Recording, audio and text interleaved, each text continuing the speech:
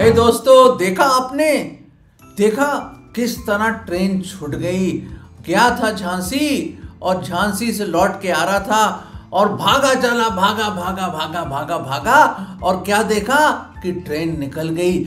मेरे अजीजों, क्या सोच रहे हैं आप? हो सकता है कि ट्रेन आके वेट कर रही है और काफी समय हो गया है प्लेटफॉर्म पर आप शायद मुंगेरी लाल के हसीन सपनों में, या दुनियादारी में, या अपने ही तसव्वुर में, या अपने ही सपनों में आप खोए हुए हैं। मुझे मालूम नहीं, पर मैं बताना चाहता हूं, आज साल्वेशन ट्रेन, उद्धार की गाड़ी आके प्लेटफॉर्म पे लगी है, जिंदगी के प्लेटफॉर्म पे आके लगी है। और एक बार फिर हमारा खुदावंद, हमारा मुबारक प्रभु यीशु मसीह ने समय दिया है कि आप उस ट्रेन को पकड़ लें, मौके को हाथ से न गवाएं। और आज है वो समय, क्योंकि परमेश्वर का कलाम बताता है, परमेश्वर कहते हैं कि देखो, this is the day of salvation, this is the acceptable time. मुबारक समय आ गया है और उद्धार का समय आज है। Today is the day of salvation. So मेरे अजीजों, मुझे मालूम नहीं कि आप कौन से बेंच पे बैठे, कहां बैठे हैं, पर ट्रेन आके लग गई है और समय हो गया है कि आप खुदा का कलाम सुने। और मैं उम्मीद करता हूं, and I beseech you by the mercies of our Lord Jesus Christ, खुदावंद यीशु मसीह के अनुग्रह और दया से मैं आपको विनती करता हूं कि आज उद्धार की इस ट्रेन को आप मेहरबानी से पकड़ लें। ऐसा ना हो जो अभी आपने देखा। ना, ऐसा कभी ना हो आपके साथ कि आप जिंदगी के इस मौके को गवा दें और ये ट्रेन निकल जाए। ट्रेन से मुझे याद आया, एक खुदा का खादिम, एक शख्स ट्रैवल कर रहे थे ट्रेन में, और अचानक उन्होंने देखा किसी स्टेशन पे एक नौजवान आदमी, दाढ़ी बड़ी हुई उसकी, और थोड़ा रूड टाइप का, और खास मैनर्स नहीं, कोई तमीज नहीं उसको, एकदम आके बैठ जाता यूं करके।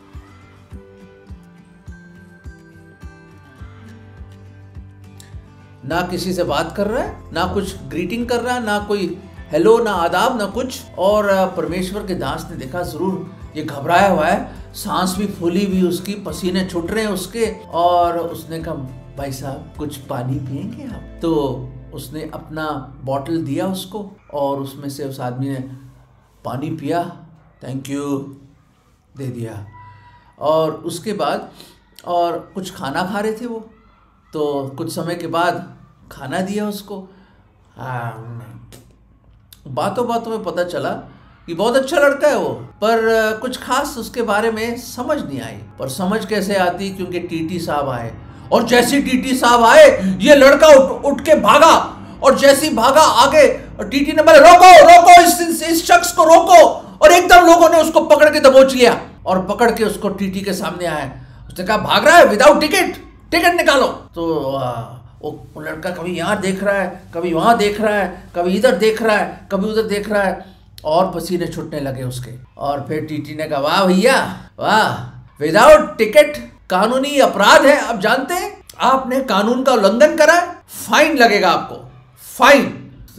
भाई साहब मुझे माफ कर दीजिए, मैं गरीब आदमी हूँ, मेरे पास नौकरी नहीं है, और मैं घर जा रहा था, मैं अपने माँ बाप के पास जा रहा हूँ, मेरे पास कोई पैसे नहीं है, और मैं नौकरी से निकाला गया हूँ, और मेरे पास कोई उम्मीद नहीं है, मेरे पास पैसे नहीं है।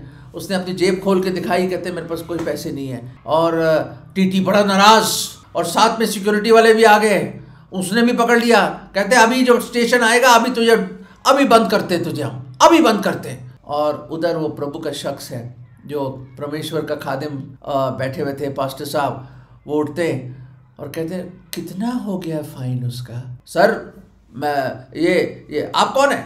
आप कोई रिश्तेदार है इसके? कहते नहीं, मैं रिश्तेदार नहीं, मैं उनका दोस्त हूँ, साथ बैठे हुए थे हम, बताइए कितना है उसका फाइन? तो उन्होंने हिसाब लगाया, कहते 2000 रुपये लगेंगे इसके तो फाइन के। 2000 रुपये? काफी ज्यादा है, कोई बात नहीं। और उधर वो लड़का हैरान, वो नौजवान, कि ना मैं इस आदमी को जानता हूँ, ये अजनबी, ये कौन अजनबी आ गया? एक तो अपना पानी पिलाता है मुझे, अपना खाना खिलाता है और ऊपर से तैयार हो गया मेरा फाइन देने के लिए। भाई और बहनों और मेरे नन्हे मुन्ने अजीजों, मैं बताना चाहता हूं आपको कि उस शख्स ने, उस पासबान ने उसके fine they the. He gave his fine, बड़ी खुशी से मुस्कुराते हुए दे दी उसने। और उस नौजवान ने देखा बड़े गौर से कि इस पासबान के पास सिर्फ 2000 रुपए ही थे और अपना बटुआ खाली करके उसने टीटी को दे दिया। टीटी ने काटी रिसीट और उसको दे दी और उसको वार्निंग दिया, ऐसे लोग फरिश्ते मिलते नहीं है, आज तू बच गया, अदरवाइज तू अंदर होता, तू जा, तेरी टिकट खरीद दी उन्होंने, जा तू। चला गया वो चला गया, टीटी चला गया, सिक्योरिटी वाले चले गए। एक सन्नाटा सा छा गया उस बोगी में और उस कंपार्टमेंट में, और ये लड़का बड़ा शर्मिंदा अपना सर झुका के बैठा रहा। इस पासबान ने अपना हाथ उसके कंधे पे डाला।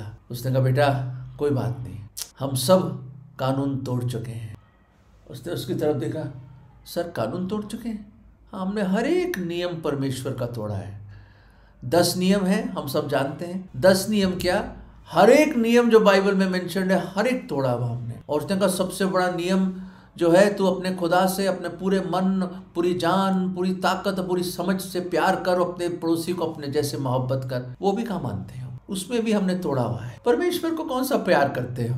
वो लड़का बड़ा दिलचस्पी से सुनने लगा। उसने कहा, अंकल जी आपने मेरे लिए ऐसा क्यों करा? मैंने देखा आपके पास और कोई पैसे नहीं है। बेटा कोई बात नहीं। एक है जिसने मेरा भी कर्जा दिया और उसने प्रभु यीशु मसीह के बारे में बताया दोस्त, और उस नौजवान की जिंदगी बदल गई और उसने जीवन के उस ट्रेन को पकड़ लिया जिसका ड्राइवर प्रभु यीशु मसीह है।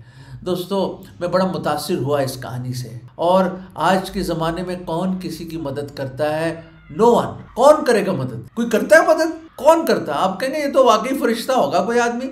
लोग तो अपने ही सोचते हैं। कौन अपना टिफिन भी कौन बांटता है आज की डेट में? कौन नहीं बांटता कोई है।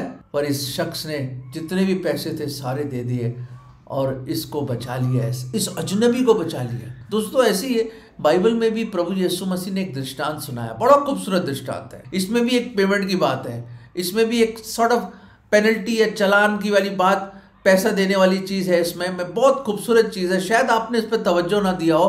बड़ा जाना पहचाना एक बड़ी ज़बरदस्त खूबसूरत कहानी प्रभु यीशु मसीह ने सुनाई, और वही कहानी मैं आपके सामने ला रहा हूँ।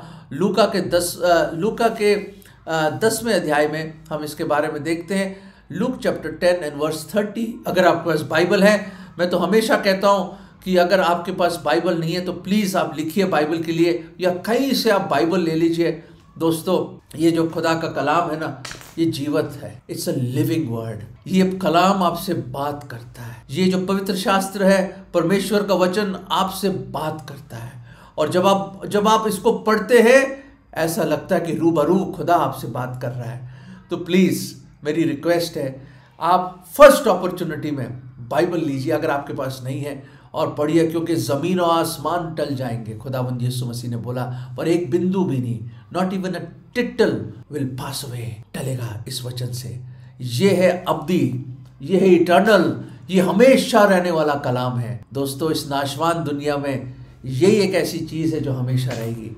प्लीज़ एक बाइबल लीजिए। और ये कहानी और ये दृष्टांत बड़ी खूबसूरत है कि एक शख्स है, ये शख्स लिखा, आप 30वें पद में पढ़ सकते हैं कि वो जेरूसलम जो शहर है उससे यरीहो एक शहर में जा रहा था नीचे, और जैसे जा रहा था कुछ डाकू लोग मिल गए, और डाकुओं ने उसकी ऐसी पिटाई करी और उसके सारी चीज़ें ले ली उसकी। और पता नहीं व्यापारी था, कौन था, क्या था, मुसाफिर था, वो बिजनेसमैन था, मुझे मालूम नहीं, पर ये था, सामान था उसके पास, और उसकी सारी चीज़ें लूट के चले गए और उसके कपड़े फाड़ फूड़ के उसको इतना मारा, अदमुआ कर दिया। He was there left as of half dead. खुदा के कलाम में लिखा, अदमुआ छोड़ दिया उसको, ऐसे अनकॉन्शियस छोड़ दिया उसको, बेहोश बिल्कुल उस रोड के किनारे उसको छोड़ दिया, लहूलुहान, बुरी हालत, सब कुछ लुट गया उसका, सब कुछ लुट गया। अचानक खुदा के कलाम में लिखा है कि वहां कौन आया? एक याजक आया, प्रीस्ट, उसके बाद एक लेवी आया। दोनों ने उसकी कोई मदद नहीं करी। दोस्तों आप पढ़ सकते हैं, इसका मतलब धर्म हमारी कोई मदद नहीं कर सकता है।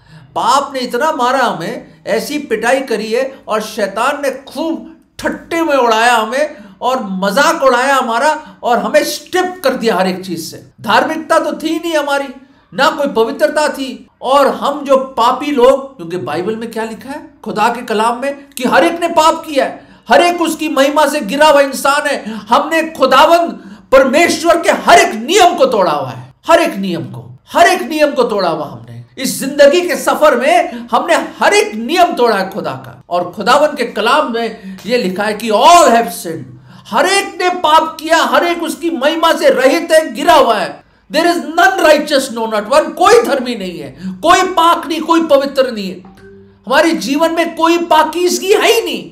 There is no holiness in our lives, कुछ नहीं हमारे में। हम अधमुए हैं, वी आर स्पिरिचुअली अधमुआ, हाफ डेड। छोड़ो, खुदा का कलाम बताता है इफिसियों 2 में कि we are dead in our sins and ट्रेसपासेस।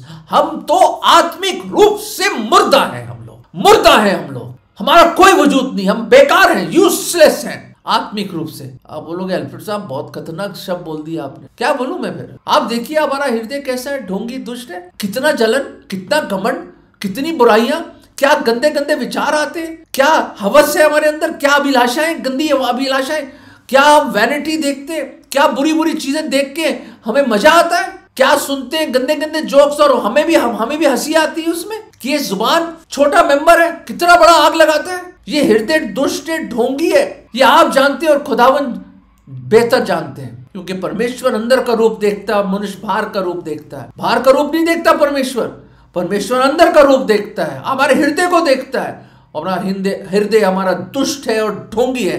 कौन कह रहा है? परमेश्वर के कलाम में लिखा, जिंदा कलाम में परमेश्वर कह रहा है, खुदावंद कह रहा है कि हर एक ने पाप किया है और पाप की मजदूरी मृत्यु है। आत्मिक रूप से तो मरे हुए हैं और एक दिन शारीरिक रूप से भी मौत आ जाएगी बहुत जल्दी, क्योंकि the soul that sinneth shall surely die, जो पाप करता है मृत्यु उस पर लागू है। अगर आप बोलो आपने कभी पाप नहीं किया तो आपको मरना नहीं चाहिए कभी, पर दोस्तों ये सबसे बड़ा लिविंग सबूत है कि इंसान मरता है, कि इंसान पापी है, क्योंकि वो इंसान मरता है। Death is the living proof that man is a Sinner. क्योंकि अगर आपने गुनाह नहीं किया, पाप नहीं किया, तो आपको कभी मरना नहीं चाहिए। दोस्तों बाइबल बताती है हम पापी हैं, पर ये कहानी में क्या है? हाफ डेड, अधमुआ पड़ा, धर्म का सहारा, धर्म हमारी कोई मदद नहीं कर सकता, इंसान हमारी कोई मदद नहीं कर सकता, ये कहानी सिखाता हमें। और religion can not save us. What is religion? Man's attempt and pursuit to know the unknown. इंसान की ये कोशिश कि खुदा को जाने, वो है धर्म। पर क्या हम खुदा के पास पहुंच सकते हैं? नहीं दोस्तों, कैसे पहुंच सकते हैं? इम्पॉसिबल। इसलिए तो खुदावंद को आना पड़ा। और वही तो थर्ड पर्सन है जो इस कहानी में एक अच्छा सामरिया है। कौन सामरी? समरिया का रहने वाला। जैसे बिहार से रहने वाला बिहारी, पंजाब से रहने वाला पंजाबी, गुजरात से रहने वाला गुजराती, और ये शख्स सामरिया। और वो ऐसे लोग थे, नीच टाइप के लोग थे, गिरे हुए लोग थे। कास्ट सिस्टम सा था कि यहूदी लोग बड़े ऊंचे ओहदे के लोग और ये लोग नीचे, और कोई उनको लाइक नहीं करता था इन लोगों को। ये छोटे मोटे जॉब्स लेते थे और यहूदी लोग तो अपना मुंह मोड़ लेते थे और एक तरफ थूक के चले जाते थे। हाँ, कोई पसंद नहीं करता था उनको। इनकी औरतों को भी दोपहर को आके पानी निकालना पड़ता था, क्योंकि वो सुबह और शाम, क्योंकि यहूदी लोग आते थे वहां पे पानी निकालने के लिए, पानी भी नहीं निकाल सकते थे उनके साथ। ये हाल था दोस्तों। और वहां पे एक सामरी आया अपने गधे के साथ और उसने उस पे तरस खाया। ओहो, I love this word compassion. ओ तरस खाया उसने तरस खाया उस पे। ही हैड कंपैशन, और रुका, झुका उस पे, उसमें तेल, उसके जो चोट लगी हुई थी, उसके जो घाव थे, उस पे तेल और दाखरस उंडेला उसने। And he bound his wounds. उसके जो चोटें लगी थी उसको मरहम पट्टी करी, उसको उठाया, अपने गधे पे रख के कहाँ ले गया? सराय ले गया। और सराय को उसने, वहां के सराय के मालिक में उसको वहां पे रखा। पूरी रात उसके साथ बैठा रहा, होल नाइट, सारा अपना काम वाम भूल के उसके साथ बैठा रहा, इस अजनबी के साथ, इस अधमुए के साथ। शायद सारे टाइम दुआ करता रहा, मुझे मालूम नहीं, सारे टाइम दुआ करता रहा और खुदा से शायद विनती करता होगा, हे खुदा इस आदमी को बचा ले, हे खुदावंद इस पर दया कर, हे खुदावंद इस पर दया कर। दोस्तों बाद में क्या हुआ?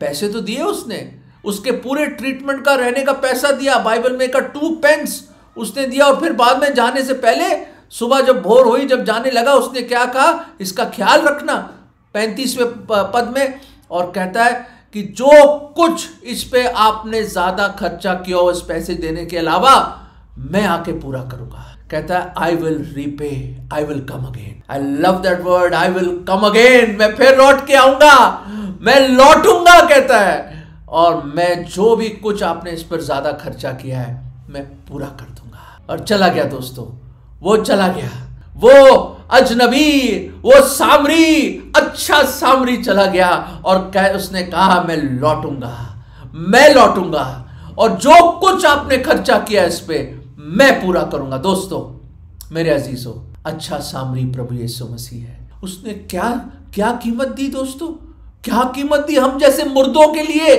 जो उसमें कुछ कोई अच्छाई, हमें कोई लियाकत ना खूबी ना कोई अच्छाई, हम जो गुनहगारों के लिए क्या कीमत चुकाई उसने।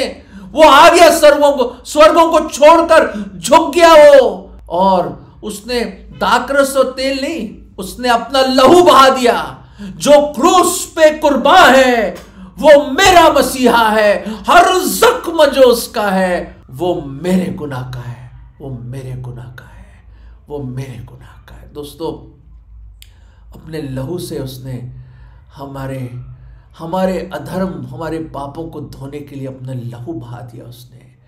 He shed his precious, precious, precious blood for our redemption। दोस्तों ऐसी मोहब्बत करी उसने, हम जैसे जो इस दुनिया के सरेराह जो हम पड़े हुए थे अधमुहे, वो आया, वो मसीहा आया, वो अच्छा सामरी आया इस एल्फ्रेड को बचाने के लिए और आपको बचाने के लिए। दोस्तों वो आ गया, खुदा का लाख लाख शुक्र, वो आ गया, मेरी कीमत चुकाई। दोस्तों हमारे जितने भी हमारे गुनाहों की सजा थी, वो फाइन जैसे उस पासबान ने उस आदमी के लिए पे करी, वो फाइन, हमारे गुनाहों की फाइन, हमने जो हर एक नियम तोड़ा खुदा का, हम जो गुनहगार, वो फाइन, वो सजा उसने अपने ऊपर ले दी।